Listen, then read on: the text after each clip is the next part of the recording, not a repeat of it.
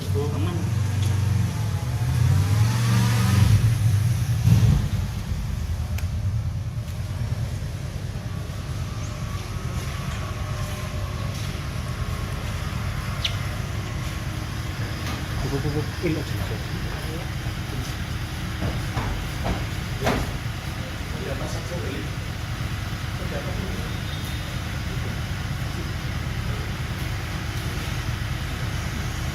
Oh, itu berarti kain ya?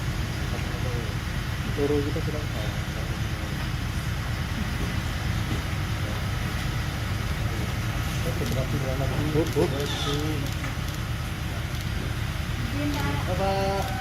Pak Jokowi.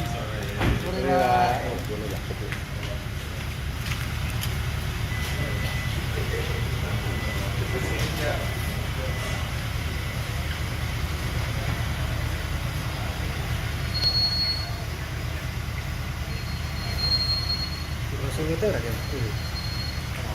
Karena kirimin loh. Kok nggak pakai ID kan? Sini aja lah, Bu. Nah, kono.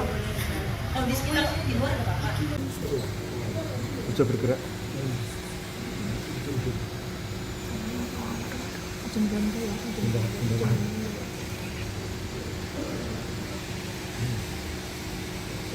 Jalan-jalan. Ini apa? Sedikit soal tadi pemeriksaannya atau apa, Pak? Ya, ada pemeriksaan tambahan, tapi untuk keterangan dan penjelasan biar nasihat hukum yang lebih menjelaskan secara rinci. Ya. Terima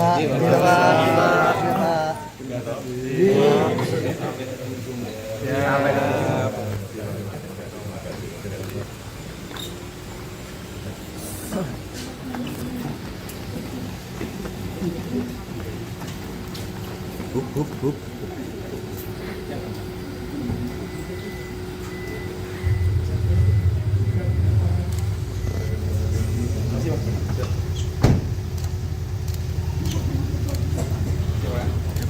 Pak.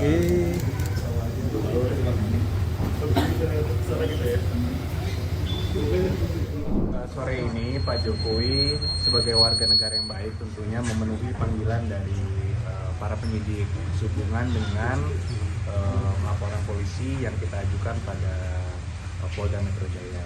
Jadi kami mendapatkan panggilan juga karena ternyata para penyidik sedang berada di Surakarta dan juga infonya minggu ini akan ke Jogja juga untuk memenuhi beberapa keterangan-keterangan yang diperlukan.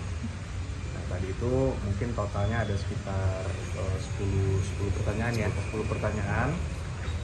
Tentunya pengembangannya juga cukup lumayan, cukup lama tadi sekitar 2,5 jam. Kalau tidak salah tadi kami masuk sekitar jam 4 sore. Jadi dari 10 pertanyaan tersebut tentunya banyak sub pertanyaan juga. Ya tadi Pak Jokowi juga menjelaskan dan prosesnya kebanyakan itu mengenai proses perkuliahan Pak Jokowi ketika di UGM dulu. Jadi sifatnya sebenarnya ini hanya pendalaman dari seluruh keterangan yang sudah diberikan sebelumnya. Mungkin substansi pertanyaannya apa saja? Contohnya mungkin mengenai pada saat pembuatan skripsi dulu seperti apa, dan dari Pak Jokowi menjelaskan juga alurnya seperti apa, dan itu nanti akan digunakan oleh para penyidik tentunya untuk nanti dilimpahkan juga ke kejaksaan. Untuk proses selanjutnya gimana, Pak? Untuk prosesnya kami juga tadi menanyakan juga kepada para penyidik, tentunya dari mereka akan melengkapi juga semua keterangan-keterangan yang dibutuhkan dan juga alat-alat bukti lainnya, sehingga nanti untuk dilimpahkan kepada kejaksaan. Setelah itu akan baru disidangkan. Setelah pemeriksaan ini apa juga ada bukti tambahan lagi?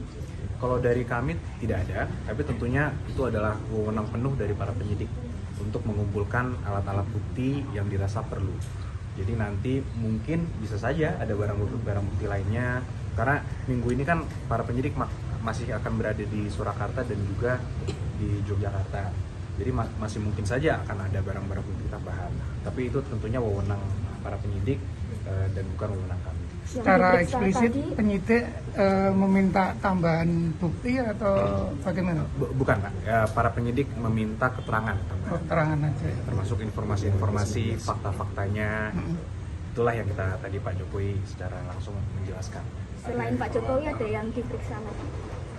Cukup ada beberapa, namun kami juga tidak diberitahukan siapa saja. Tapi infonya memang minggu ini fokus para penyidik ada di Surakarta dan di Yogyakarta. Kalau bayangan kami, mungkin di Yogyakarta ada UGM, mungkin di sana. Kalau di sini mungkin ada beberapa saksi-saksi terkait dengan perkuliahan Pak Jokowi dulu mungkin. Termasuk dari Pak Haji Dirman Syarif, apakah sudah diperiksa tadi? Hari ini bukan tadi sih hanya Pak Jokowi saja. Tapi kami belum mendapatkan saran kalau panggilan kepada Pak Syarif kan langsung ditujukan ke Pak Syarif. Jadi mungkin bisa saja ada, namun itu nanti bisa ditanyakan langsung ke Pak Syarif. Karena kami tadi hanya mendampingi Pak Jokowi sendiri. Itu tadi sekitar 2 jam lebih mungkin. Oke, terima kasih. Terima kasih. Terima kasih, Pak Eko.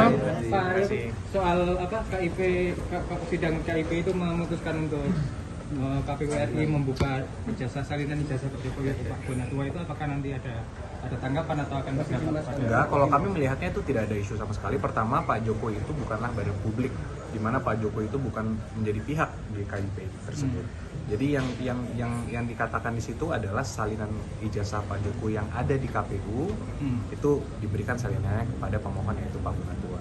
Kalau kami justru melihatnya senang karena itu membuktikan bahwa Pak Jokowi telah memenuhi seluruh persyaratan ketika beliau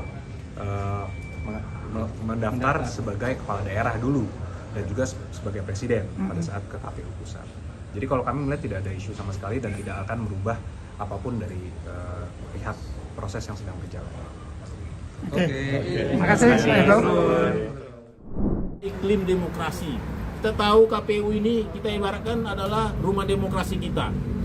Dan kita juga berterima kasih kepada KIP yang menjaga selalu supaya pintu KPU, pintu keterbukaan informasi KPU terbuka. Dan saya juga meskipun kita perjuangan yang panjang, saya juga berterima kasih ke KPU.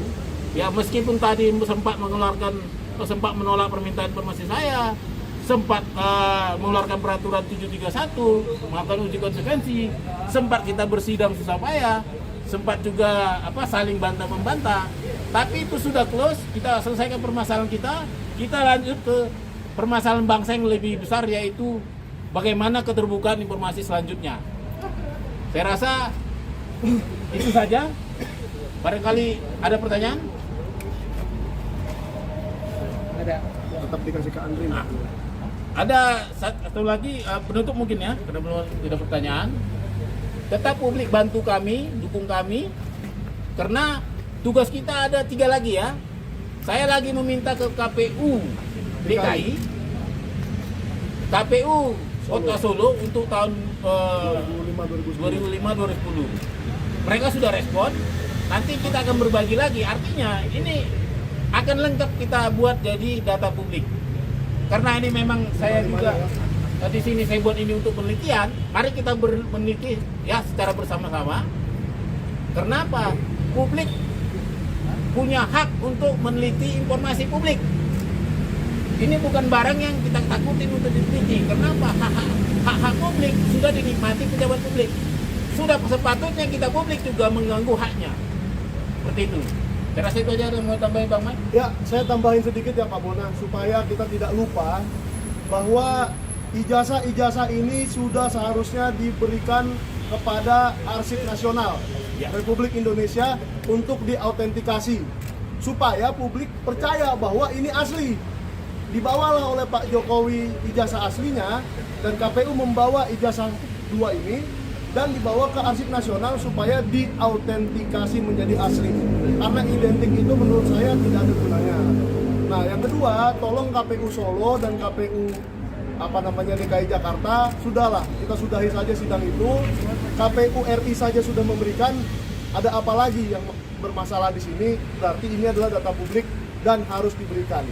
Yang ketiga, jangan salah, ada 1 orang lagi yang masih dipermasalahkan ijazahnya atau surat keterangannya. Kalau ini diberikan, maka Gibran Rakabuming Raka juga harus memberikan hal yang sama. Saya di sini netral, bukan menyerang siapa-siapa, tetapi Kalau satu bisa diberikan, semua harus diberikan. Bahkan kelulusan akmilnya Pak Prabowo pun boleh diberikan. Jadi jangan ada yang dibilang tabu atau wah jangan karena dia masih menjabat, tidak. Menurut saya akan lebih gentle, lebih keren, lebih anak muda, lebih Gen Z kalau Pak Gibran juga memberikan hal yang sama kepada kita.